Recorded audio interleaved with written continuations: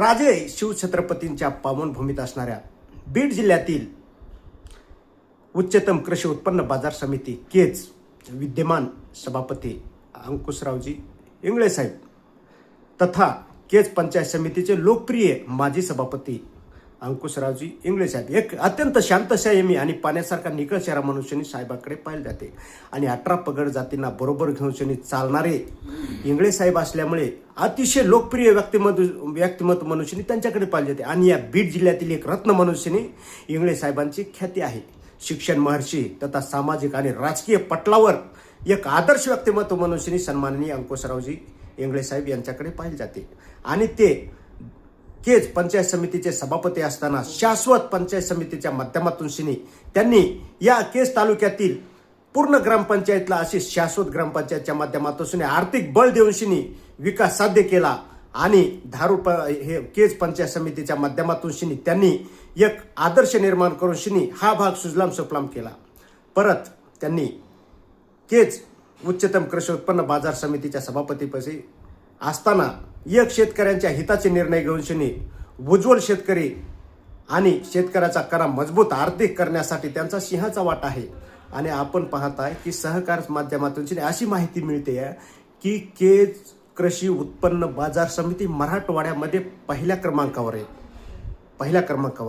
कारण शेतकऱ्यांच्या हिताची कृषी उत्पन्न बाजार समिती केज ही अस्तित्वात असून या कृषी उत्पन्न बाजार समितीला शोभेल असे कार्य या केज कृषी उत्पन्न बाजार समितीचे सभापती अंकुशरावजी इंगळे साहेब यांनी करून दाखविलेले आहे.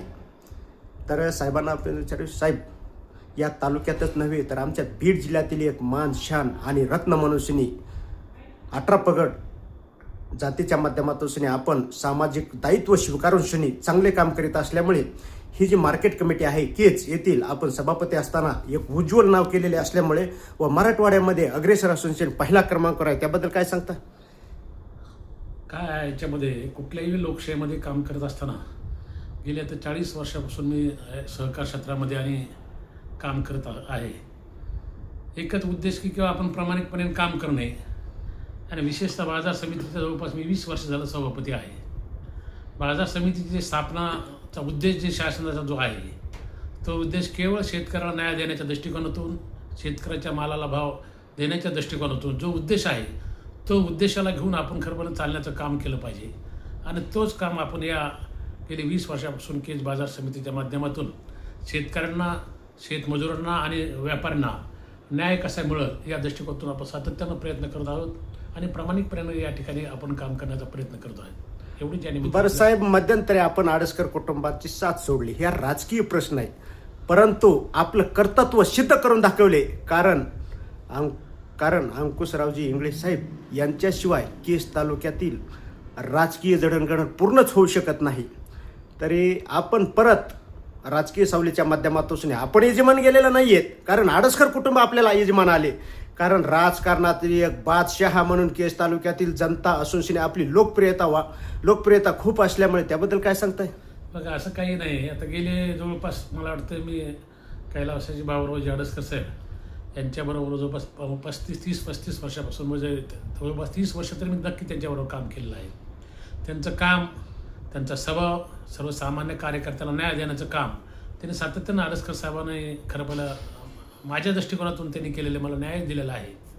ठीक आहे, मधल्या काळामध्ये एक किरकोळ कारण म्हणून त्याचं काय फार महत्त्वाचं कारण नाही किंवा काही विषय नाही, किरकोळ कारण झालं तर परत दोघंही म्हणजे रमेशराव साहेब असतील आणि आम्ही असेल की परत आम्ही एक दिलं या ठिकाणी तालुक्यामध्ये आम्ही काम करत आहोत. सरजी, शेवटचा प्रश्न या काही महिन्यावर येऊन ठेपलेल्या जिल्हा परिषद आणि पंचायत समितीच्या माध्यमातून बीड जिल्ह्याचं मंत्रालय म्हणून समाजा जाणाऱ्या सभागृहामध्ये येथील जनता आपल्याला नक्कीच पाठवणार आहे. तर आपण जनतेच्या हिताचे जर संधी मिळाली तर निर्णय घेताल का? आता तो जो निर्णय आहे का जिल्हा परिषदेच्या संदर्भामध्ये, कारण आता आमचे नेते समजा रमेशराव आडसकर साहेब आहेत, तो जो निर्णय घेतील त्याप्रमाणे ऐकायचं. काय ते एखाद्या ठिकाणी उभं राहिलं तर राहायचं.